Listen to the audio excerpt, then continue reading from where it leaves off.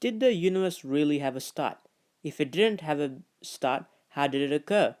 Why is the universe as bizarre as it seems to be? Will the universe have an end to it, or will it have a death? Why is the universe so apparently complex? Why isn't it so simple today? How do we know our universe is expanding? Are all questions that have pondered our minds for centuries. It is obvious that we have learned more of the universe in the last few decades than in the rest of human civilization put together. Cosmologists are now coming up with those answers as we speak right now. The one thing we know today is that our universe is gradually getting bigger and bigger by the moment. If we do look at our universe today, we find that it's expanding. The galaxies that are miles away from our galaxies are moving away from us at relatively fast speeds. This discovery was made in the 1920s, 1929 to be exact, by the famous astronomer Edwin Hubble, with the biggest telescope of his day. He directed that telescope at distant galaxies for the first time to observe those distant galaxies. Hubble also noticed something very funny about the light from those galaxies. The light from those galaxies were redshifted, the process of redshift.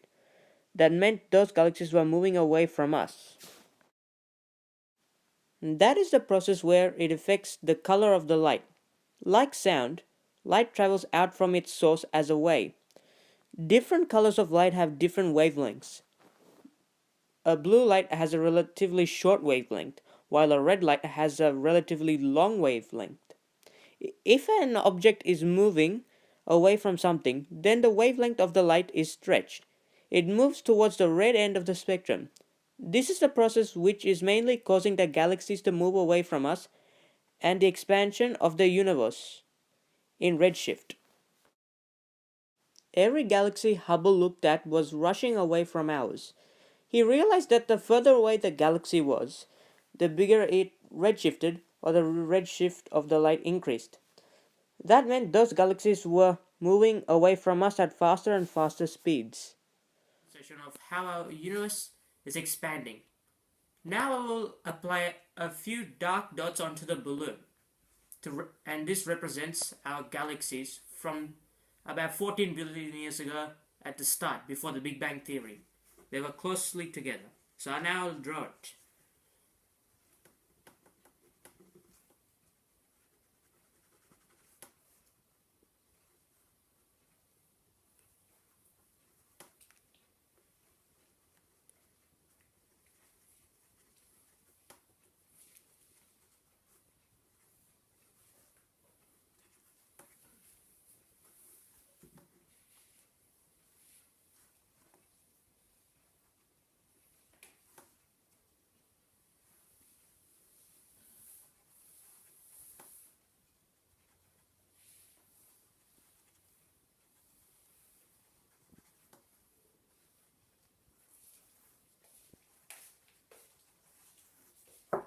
And here it is. The galaxies drawn together at the start, the black dots. Now in a few moments, a demonstration of the balloon being blown will be done. Now my father is going to blow the balloon up to demonstrate the universe expanding.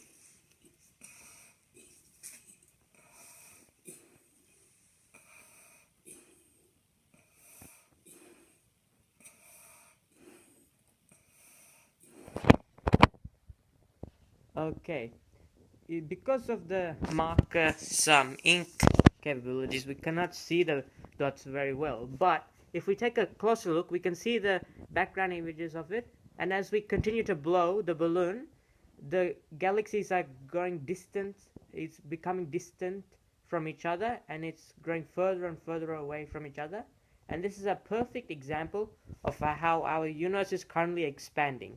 Thank you very much. It's not that the galaxies are moving apart, it's that the fact the entire universe is expanding. The whole of space is getting bigger. This discovery leads us to an astonishing conclusion. The conclusion is something is bigger today than it was yesterday. then yesterday it was smaller than it was today. Well, that's a tongue twister, eh?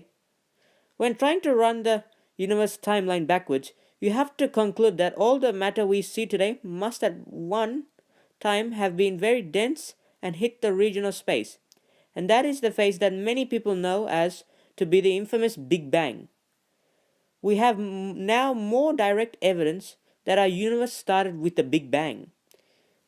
If we can look in the right way at the universe, we should be able to see the afterglow from the Big Bang and the heat left over from the Big Bang too. Astronomers were looking for the smoke left after the fireworks, and sure enough, when they did, they found it.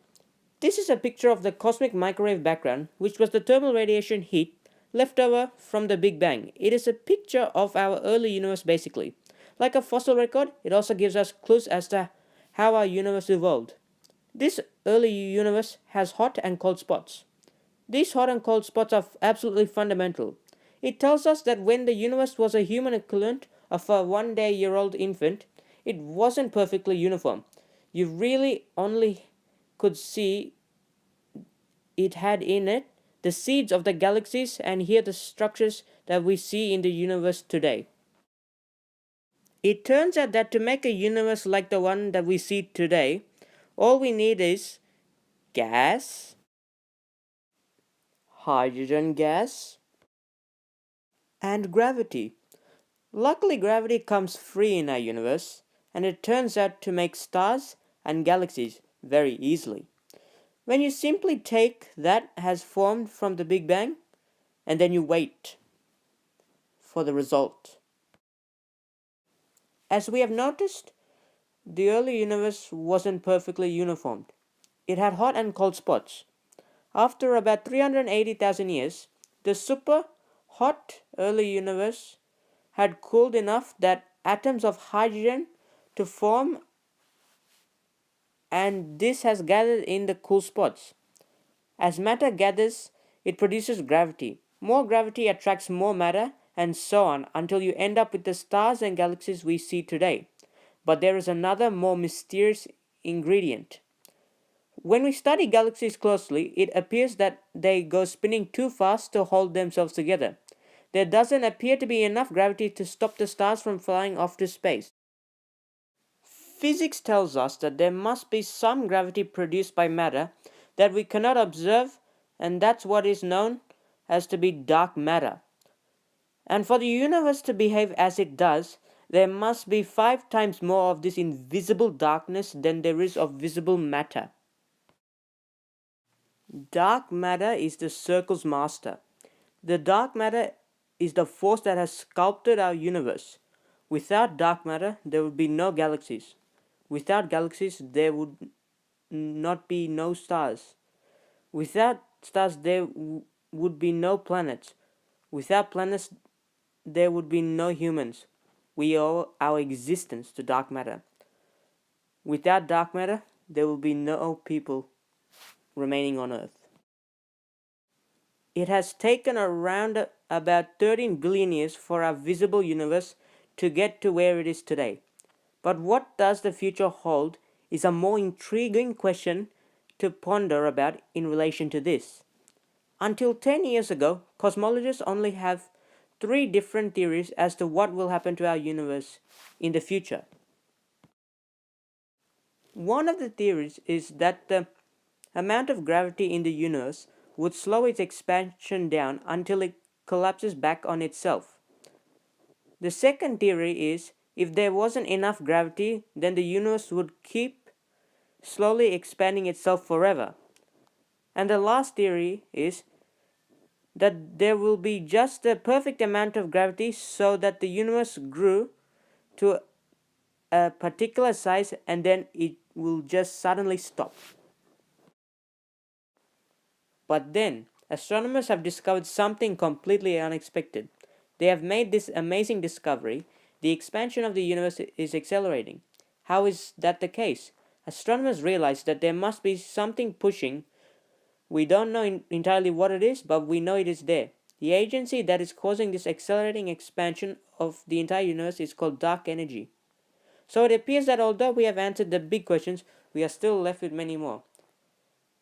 It is without doubt, this is one of the greatest mysteries of space history. Anything can possibly happen in regards to this scientific space theory. I am Kumaran Kuradasan, and this has been another Kuradasan production.